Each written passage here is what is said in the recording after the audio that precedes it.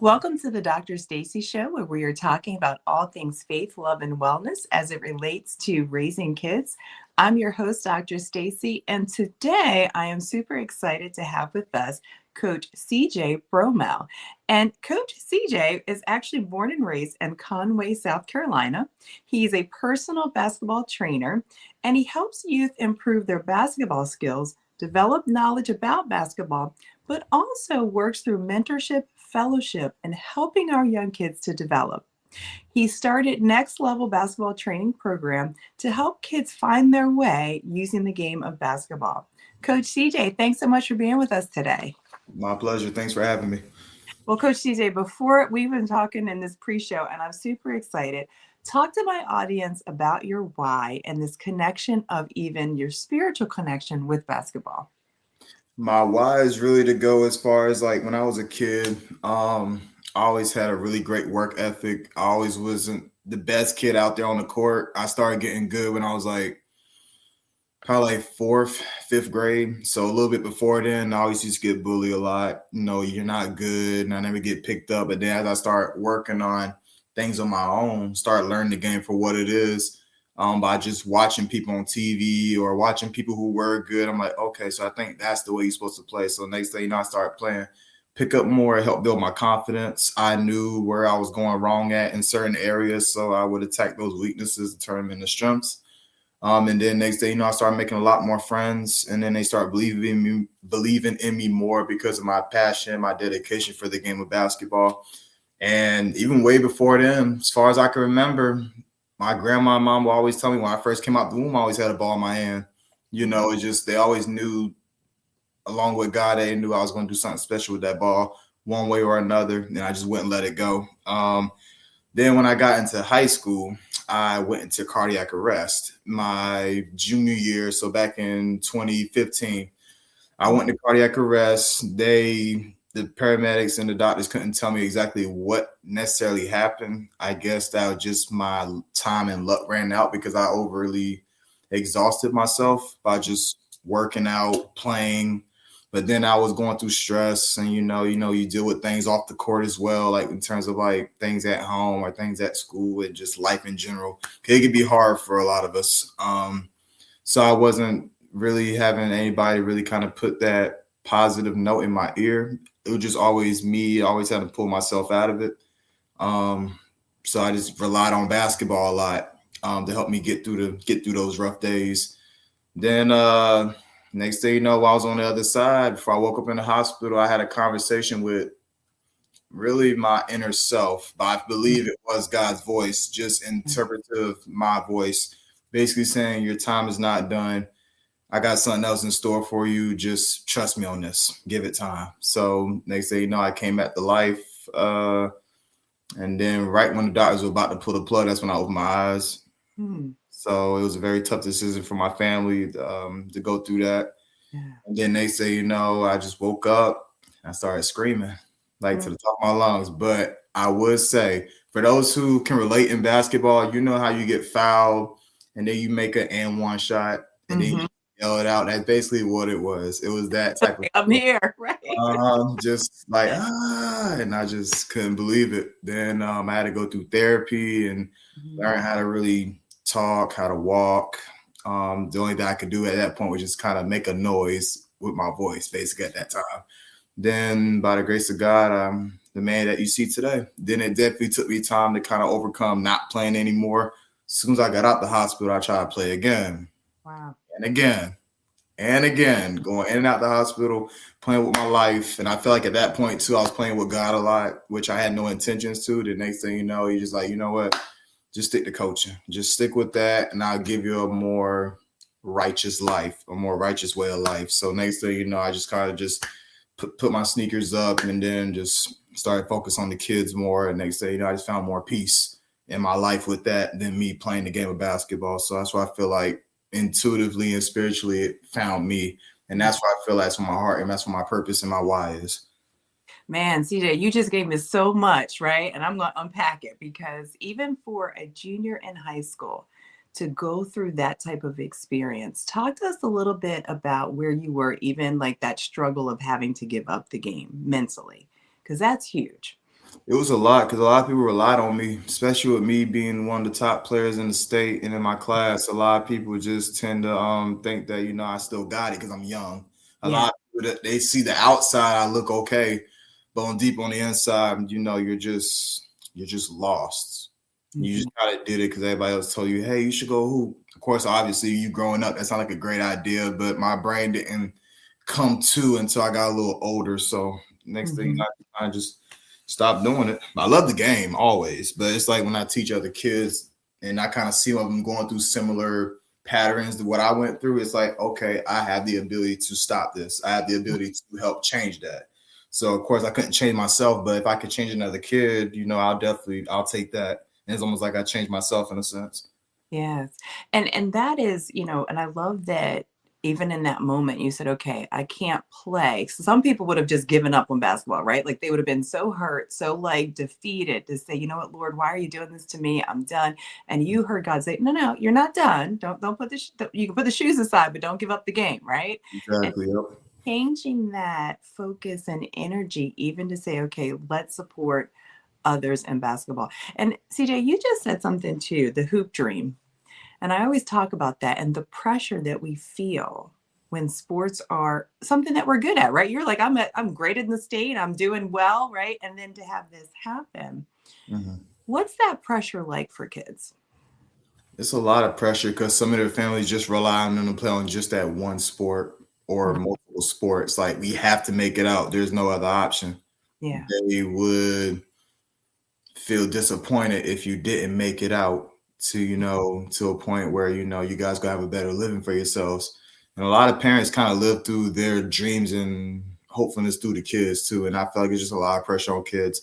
I'm grateful enough that my family didn't put that pressure on me, but Mhm. I kind of put the pressure on myself because I wanted better for my family situation. You have to want that for yourself in order to work really hard to get to where you want to be. That's where you're gonna get that inner dog in you. That's where it's going to come out at. If it's something that you want as a kid for yourself, for your family. So that was something that I wanted.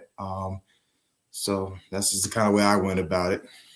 Yeah, and so many times we do hear that story, right? Like that is again the idea that sports for a lot of families becomes the opportunity, right? And then I'm not just gonna say for a better life, but even right, the opportunity to even help others. And so you were halted in your dream because of a physical ailment, right? And so then you said, okay, I'm gonna take this now. And talk to us a little bit about what did you develop at this point? I developed a way more close relationship with God, I would say, in the long run. Because when I did kind of stop playing, I did lose a lot of faith. Mm, Like my tank was definitely empty because that's literally all I knew. But I mhm, did happen to forget at that time that if it wasn't for him, all that stuff I wouldn't be able to do. I wouldn't be capable of meeting certain people, doing certain things. I get emotional when I talk about it, but it yeah, saved my life. I would say it kept me out of trouble. It definitely mhm. out of the streets. The only when I say streets, from my perspective, I can't speak for everybody. When I say streets, being outside when the street lights are on. Yeah. And for those who know, you ain't supposed to be outside when the Yep. street. But as a kid, I never was in any trouble. I just only got in trouble really because I would sneak out of the house and go play pickup basketball. Cause that's how much I love the game. I want to play pickup basketball with the older guys. Yeah. Cause I knew that was my competition. That's where I was happy at versus Mhm. playing kids my age. But nowadays people don't be outside that late, so it's not good to be out late. But for those who know back in the day, For Yeah, those who know, that's it. The Mhm. lights came on, everybody was supposed to be home. That was me on. Yep. Right when that sky turned orange, yellow, bluish looking, yeah, go home. So Yep. and so you developed Next Level Basketball Training Program, and I love that you have this heart for youth and the mentorship part of it, but also the fellowship part of it and helping them. Talk to me a little bit because when people think of basketball training, they're only just thinking of the game, but you do so much more. You do help with the game. So let me start there. Let's talk a little bit about how do you help kids and how does a training program differ than kids just playing, by themselves outside? Back in our day, we didn't really have trainers as much unless you played at a collegiate level or a professional level. As far as kids, there was a lot of self-taught players. So the generation is a little different. So back then, we just literally would watch TV like people from N1 and Mm-hmm. people from like FIBA Mm-hmm. or anything like that, or the NBA. We will watch these games and we'll go to these games. We're like, okay, that actually seems really fun. It looks really cool. Let me go outside and try that. So nowadays, it's more so you see things on the internet and that's it. And then they can go doing in these games and pick up games and think everything's okay. That's not how you play. That's not the proper way of passing the ball. They try to be all flashy, but you don't work on these things. We had to navigate ourselves to work on these things to understand what the game actually is for what it is. Not Mm-hmm. to bend no rules, not to make up these crazy shots that not even Steph Curry himself wouldn't even make. I was like, you really think out of all 1 million people, you're going to make that shot? Not to delay their confidence, but Yeah. that's the shot you just personally don't work on 24/7. Steph Curry works on his shot 24/7. Klay Yeah. Thompson, Kevin Durant, all the great professional shooters and collegiate players who are definite shooters, they work on their shooting form every day, nonstop. That's technique. That's something that you have to work on in order to be a successful shooter. You can't just go out there and shoot 10 shots and that's it because you're tired. That's not how it works. They shoot shots and work on their form and mechanics when they're drenching in sweat, about to pass out. That's how much in stamina shape you got to be in to be a great, consistent shooter. Same thing with ball handling. Same thing Mm-hmm. with defense. And once you kind of learn those things and master those things, it becomes a lot more easier. But again, basically, not to go off topic there, but basically like just basketball itself, a lot of trainers help kids learn the proper ways of dribbling the basketball, especially if they're not self-taught hoopers. Yeah. And it's funny because if you watch like the All-Star basketball, I love All-Star weekend, right? But some point in the All-Star game, right? In the beginning, they're flashy, they're doing, and then they lock in, right? Yep, All the flashiness stops, right? Because now they're trying to win the game in the All-Star exactly. even, right? So that's Mhm. why I always tell kids, listen, there's a difference even in the first 5 minutes versus the last 5 minutes of even the All-Star game. Mhm. And that's interesting for the kids that are saying, okay, or parents even. I love how you said the dedication because if you watch any documentary on right, a Steph Curry or Kevin Durant, any of the top level ball gamers at this point, they talk about this dedication. They talk about the hours of training, working with specialists. I think I read somewhere the other day with LeBron James, even now, how much he does in like self care and training, and how much time they spend in the court. And I'm gonna say this lovingly because some of our kids don't even have that level of dedication now. Yeah, What do you think when it I, comes to I, physical needs? I call those players that they just like the game. You don't Yes. really love it to a point where you're even sleeping with your basketball, taking everywhere you go. You got to go. That's type of person I was. For those who know me, that's literally all I had in my hand. That's what I'm mostly known for. Nothing else really. But of course, being a nice, quiet person because I was always an introvert. I was always a loner. So it was more so just basketball brought me out of my comfort zone. It's done a lot for these kids too. And Yeah. also, to lastly, I want to say too, as far as like the dedication, a lot of good players don't just not stretch and just go up there and just throw up shots. They do stretch, build their routine, and they also work on the little things that you guys don't see on television. As far as like the training part, they do those things before they play games to keep their skills sharp and to keep their mental sharp. That's Mhm. also why it's important to have a trainer. And like I said, versus you being a self-taught hooper, but if you have a trainer, you literally have somebody who specializes in these areas to help your child be successful. Because Mhm. you're working on just your ball handling, you're working on just your shooting mechanics, you're working on IQ on the court. Then on top of all that, add that together, throw it in the oven, go play pickup. Like, because if you play more, you learn more through your mistakes and successes. You learn where you're comfortable at, you learn when you're not comfortable at, and that's when you go to a trainer or work on things on your own if you're really that dedicated, and then that's when you're going to see the improvement. Your mindset is going to start unlocking itself. And that's why I feel like it's done for me. I didn't have a trainer. I was my own trainer. Because in my brain, I always had my favorite player, Derrick Rose. I always had him, Mhm. his voice in my brain because that's who everybody mimics. And that's why I mimic my game after of. I So the love. way he does his layups, dribbles the ball, and the way he saw the floor, I'm like, okay, I did see that pass too. So I must be on the right track if I saw the same thing he saw in these highlight plays before. Mhm. Then they say, no, I started transfer that throughout pickup games and under the whistle with these referees and stuff. And then next thing you know, it just started to click. Then that's when your IQ starts to unlock. And And it I makes it more easy. IQ, because a lot of times we don't equate sports with IQ, but you have to have a level of IQ, even the idea of like critical thinking and the skills that are required to navigate playing a game like basketball. How does a trainer help develop like critical thinking skills? Hand-eye coordination, situations on the court to get into and get out of in order to get the shot off, like little things like that. Basically, a lot of things you see a lot of collegiate, great high school players and a lot of professional players do as well, day in, day out. But it's important that if they're doing it at an older age, why not do it for the youth to help them prepare themselves so they have the knowledge and the capability and awareness for when they get older. And that's when basketball, I feel like, is going to skyrocket it more. A lot of people just go out and be like, oh, LeBron did this type of layup and this dunk. I'm going to do it 1 or 2 times. Oh, can't do it. And that's it.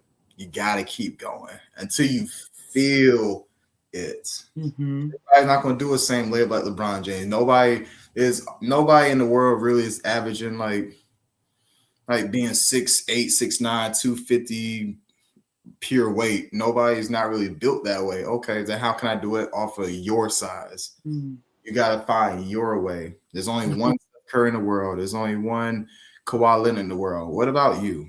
Let it be just that one unique you. What is so unique about you? Maybe you're not the best shooter. That's fine. You don't have to be a shooter to be a good basketball player.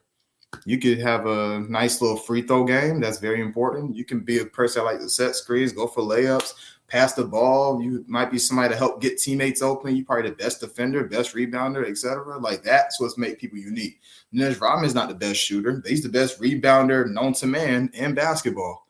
Well, we still tease Shaq about his free throw line, right? Like, I ain't trying to get fined.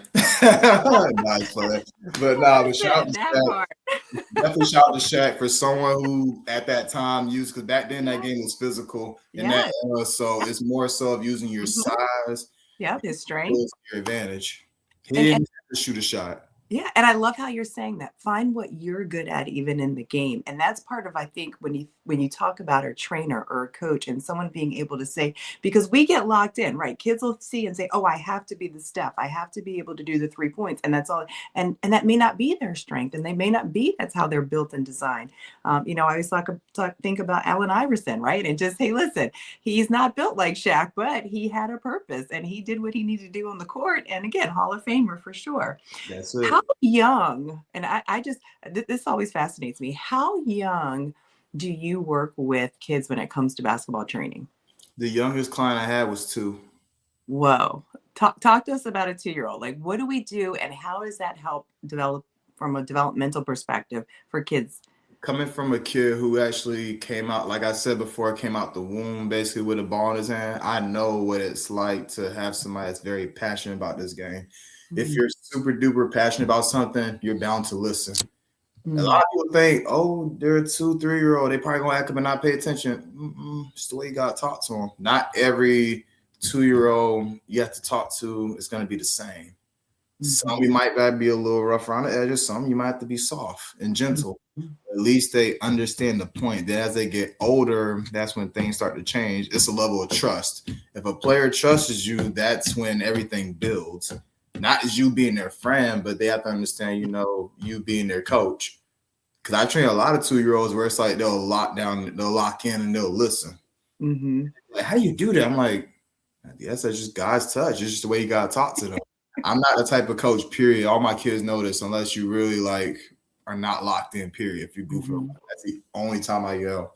But if you're trying, that's all I look for. 1% a day is better than no percent a day. You're not getting no scholarship tomorrow. A lot of parents got not getting no scholarship tomorrow.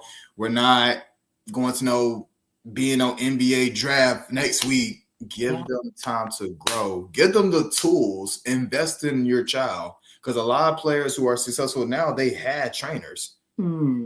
That's key. That's true. They have and had the trainers. For since little, right. It's not Since they were something young, high school, middle and school. that's how they're able to learn these advanced things to do. But if you're just sending them to these teams and your players not getting no playing time, there's a reason why. Because if you have 10 kids on your team, you should use all 10 of those kids.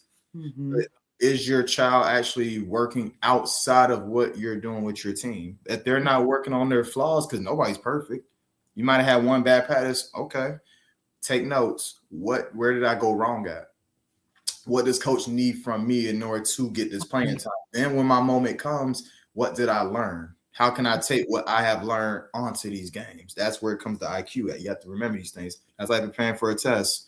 You got to have the IQ in order to prepare for this test so you can answer certain things correctly. Mm-hmm. That makes sense.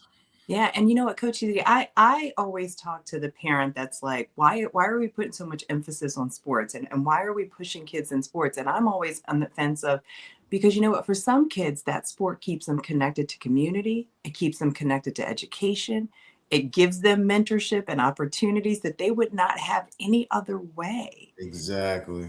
It's an outlet too, because a lot of kids need some type of stress relief. If your kid likes to fight, if they like getting in fights in school, there is one way to solve it. Mm-hmm. In a professional boxing camp, let them box, make some money off it. Let them box. And that teaches, because those trainers and coaches, they teach those type of kids discipline. Mm-hmm. Yeah. Or if your kid, like, if he's hyperactive, okay, put him in soccer. Okay, put him in track. Okay, put him in this, put him in that. Let them blow off that steam. A lot of kids don't know how to channel their emotions, so they hold in a lot of things. They just don't know how to express it. So basketball for me, when I do come across these kids that actually do want to play, they're like, Coach, I want to play. So why don't you give them an opportunity to teach them to play? If the parents don't know what's going on, okay, get them an instructor. That's like if they're failing in school. If they're failing in math, give them a math tutor. Yes. So they can pass math. I mean, that's just common sense. That's the way I look at it. Yes. You know, And mine's the whole money part. I just love helping the kids, period. And also it's a way for them to connect with just a lot of them tell me too, like they connect with God a lot more since, because I don't bring up God a lot. I do from time to time in my lessons, but it's like they will come out their own way and be like, Coach, I believe in God a lot more since I first met you. Yeah. I never thought I would meet a guy who believed in me more than I believe in myself. Mm. And a lot of great teams and basically nationwide, there's always somebody out there to help a kid that's helped them improve so much. Somebody helped Barack Obama at one point. Somebody helped Michelle at one point. Somebody helped Michael Jordan at one point. A couple of coaches who he was under, they helped him get him to where he was. And you know what I'm saying? Same for Kobe Bryant. A lot of great athletes in the world and people. So, I mean, why not give your trainer a chance? Why not give this person a chance to help your child get to where they want to be? And it takes a lot of stress off you. It's an investment. Yeah. Think of it as like, oh, I'm wasting my money. Now, if you don't see no improvement, none whatsoever, that's understandable. Then that means the program just ain't meant for your child. But also the things that your children are learning from this instructor, when they're getting tutored, they have to do the assignments on their own. Right. You can't just always rely on the trainer. You got to rely on that child. You got to hold them accountable. That's where, you know, you change their mindset a lot. And that's what Nxt Lvl does. But you know, it's interesting. You just said even the investment, let's say a tutor, we don't always see the results right away, even with a tutor, right? We might see, I think about how many people will spend 3-4 years paying for a tutor for the SAT that's 3 and 4 years out, right? Like we pay for what we value for sure. Correct. But even the idea of saying in this day and age, if you want your child to play, even at the collegiate level, it is important to invest in training. I mean, we invest in a lot of I think of football. Football is such an expensive baseball these days. I mean, the amount of money that people are put into training and camps and right. And any sport. I mean, my daughter was a soccer player. My son played tennis and ran track. So trust me, I've been on field after field and travel teams and this and that. And so just right, the level of investment. I have a diver that I'm a therapist for, and it's 4 and 5 hours every single day in the pool. Like these are the investments that parents are making because, again, the kids love the sport. And I love that you say there's a difference between liking it and loving the sport. And then also seeing it as not just it's what you want to do, right? We're professional athletes, it's a career. And so I think about, you know, I trained for my career, you know, for 12 years. Why not the 2-year-old start training for their career for 12 years, right? And so even putting that training piece to say it's a professional career and people do land professional opportunities in this career, but you have to be prepared. And so I love that. So, Coach, as we're closing out, what would be maybe your final thought or nugget to a parent, to children in this space? What would be kind of your final thoughts to share with parents around training and basketball? Learn to love the game. Don't just Mm. like it. Literally, you have to fall in love with it because you only get one life. And there's only but so many things in this world that you would love, even a person or people in your close circle. But if you love something, cherish it. Mm. Take every moment and just breathe and learn to perfect your craft because you only get one. And then when it comes to the young kids too, you're not going to be a kid forever. You're going to get older. Your body's going to change. Your mind is going to change. Your love and hate for things are also going to change. But the only way, if you really are a hooper like you say you are, learn to fall in love with the game and play the correct way. Be coachable in every aspect. Be coachable as being a son means being teachable because you don't know everything. That goes for my teenagers who think they know it all. Young adults, learn from the kids too, because they will help open your heart up a lot if you allow them to. You don't always got to be so strict and, you know, just military all the time. Nothing against the military. You don't got to be so hard on them all the time. Learn to listen to them, especially when you're working with the young ones. Parents, also, that goes for you too. Listen to your kids. If they need help, find help. Find help. If they're not learning themselves and they still want to play and they find interest in something, help them. Give them the resources that they need. And to the young kids, just like I said again, just fall in love with the game. You know, don't overwork yourself. If you feel like you need to speak to someone, if you can't find nobody, talk to God. But the way I talked to God that time was just shooting hoops and literally just threw a basketball. And it helped me out a lot in the long run. So take my advice. I know what it's like to be there. I know what it's like to be in a dark space. I know what it's like to have a lot of weight on your shoulders. But at the end of the day, you only get one life. Focus on you. Don't focus on nobody else but you. It's your path, your journey. Nobody can tell you nothing different. So if it's negative, don't shoot that shot. If it's positive and they're passing you the ball, just take the shot. Trust me, you will score. You're going to miss 100% of times if you don't score at all. So you definitely can make it if you just believe in yourself and work on your craft. It is possible. You can make it. And that's my last thing I want to say. I love it, Coach CJ. All right. So before I let my guests go, I humor y'all in participating in a Laffy Taffy joke of the show. So Proverbs 17:22 says a joyful heart is good medicine. So I tried to make it basketball related. So I got my little Laffy Taffy here. So you ready? All right. Why did the basketball player bring a duck to the game? Go ahead. You have an answer? You have a thought? I never thought about a duck being involved, but no, I have not. Okay. Okay. He wanted to shoot a foul shot. I know. All right, Coach CJ, let everybody know how they can get in touch with you. How can they be, if they're in the Conway, South Carolina area, or maybe even close by, and they want to participate in Next Level Basketball Training Program or reach out to you, how can they get in touch with you? You can get in touch with me on Facebook at Nxt Lvl Basketball-Training. And you could also follow my personal page is CeJay Bromell, CeJay Bromell. And you can also get in touch with me on TikTok and Instagram at Nxt Lvl B-Ball-Training. And lastly, I got a little something for the world too that I think you all will definitely love. It's called Good Ball Movement. So you basically, for those who know, for good ball movement, like, you know, you pass the ball to other people, your teammates, and then you got to score, you know, when the ball's being passed around like it's supposed to. But the way I kind of did it was I flipped it to where from a basketball standpoint, it's, you know, you're scoring not even just in the game, but scoring in life. Mm-hmm. So it's very motivational. It's very impactful. I had a lot of celebrities who reached out and said they love my work. They shared my stuff. So I feel like he'll definitely be God sent to all of you if you guys just tap in and follow. You can follow that page on Facebook at Good Ball Movement. It's on Facebook groups. and you'll see the little basketball that says Good Ball Movement on it. Or you can follow up on Instagram and TikTok, same username. It's good. Then you got to put a dot after good, then ball movement. So it'll be good dot ball movement, and you'll find me. And I do follow back, so definitely feel free to reach out. I love it. Thank you. All right. So before we go, our Love Our Babies Well segment today, we really talked today the importance of even just resilience. And I love how Coach CeJay said that, if we continue to shoot our shot, we will win. Sometimes setbacks are just set ups for what God has in store for us. And Yeah. changing one part of our journey, God has it all. The book is written by Him, so He knows what's going to happen next.